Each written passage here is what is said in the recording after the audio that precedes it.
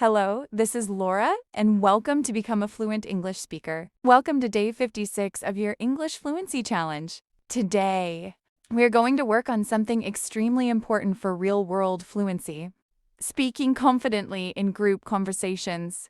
Because speaking one-on-one is different from speaking in a group. In group conversations, people speak faster, topics change quickly, and sometimes it feels difficult to join naturally. Let me ask you something honestly. Have you ever been in a group conversation where you understood most of the discussion, but stayed quiet because you did not know when or how to join? Maybe you were afraid of interrupting or making mistakes. That is what we're going to improve today. Today, you will learn how to join conversations naturally, respond confidently in groups, and communicate comfortably even when multiple people are speaking. Let me tell you something important. Group communication is not about speaking the most. It is about speaking at the right moments, with confidence and clarity. Let's start with a simple idea.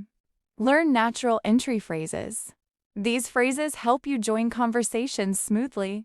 For example, you can say, "Honestly, I agree with that," or "That actually reminds me of something interesting." These expressions help you enter the conversation naturally without sounding awkward. Now let's go deeper. React actively while listening. Good communicators do not stay silent with no expression. Use small reactions like "Exactly," "That makes sense, really," or "I completely understand that."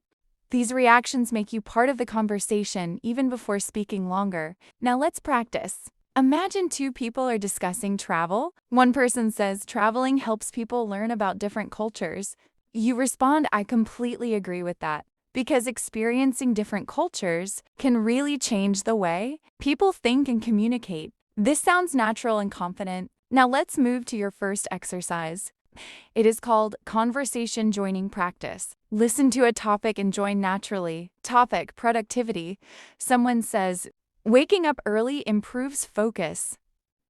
You respond, "Honestly, I have noticed the same thing because early mornings usually feel calmer and more productive for me." This keeps the conversation flowing naturally. Now, your second exercise is speak briefly but clearly. In group conversations, short and clear responses are often stronger than very long explanations. For example, "I think consistency matters more because small habits create long-term results." This sounds focused and confident. Now let's go deeper. Your third exercise is handle interruptions calmly. Sometimes people interrupt during group discussions. Do not panic or stop completely.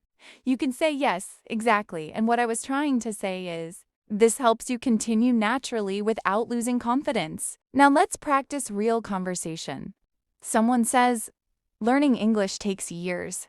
Another person agrees. You respond, "Honestly, I think it depends on the learning method," because daily speaking practice can improve fluency much faster than only studying grammar. This sounds balanced and intelligent. Now let's move to something powerful. Your fourth exercise is ask engaging questions.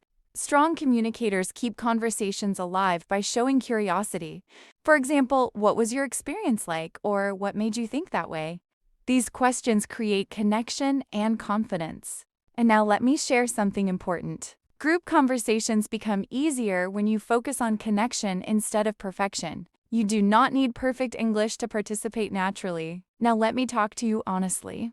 You have reached day 56. That means your English is not just fluent in practice situations. It is becoming socially confident and adaptable in real conversations with multiple people. This is a major communication skill. Now let's do one strong exercise together. Imagine you are sitting with a group of friends discussing success and motivation. Speak for 1 minute naturally. Start, "Honestly, I think motivation is helpful." But consistency is what truly creates results over time. Continue. Add examples, reactions, and opinions naturally. Keep your tone social and relaxed. Now let me give you one powerful tip. Do not wait for the perfect moment to speak. In real conversations, natural timing matters more than perfect timing. Sometimes you simply need confidence to join naturally. Now let's do one final practice. Imagine someone asks the group, what helps people improve English faster? You respond personally, I believe daily speaking. Practice helps the most because communication becomes more natural through repetition and real conversations.